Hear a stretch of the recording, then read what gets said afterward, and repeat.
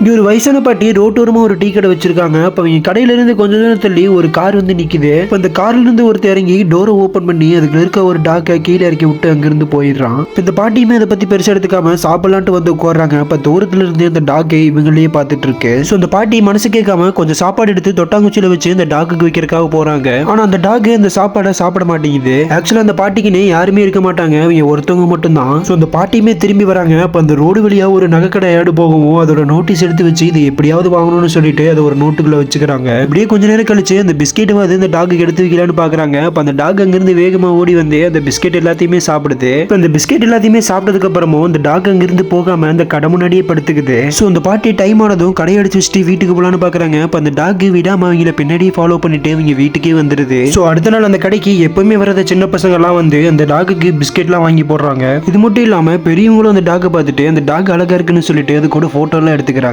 இப்படி போக போக இந்த கடைக்கு வியாபாரமும் டெவலப் ஆயிட்டே இருக்கு. ஸோ இப்படி இந்த காசெல்லாம் சேர்த்து வச்சு இந்த பாட்டி ஆசைப்பட்ட மாதிரியே அந்த தங்கத்தோடையும் வாங்கிடுறாங்க.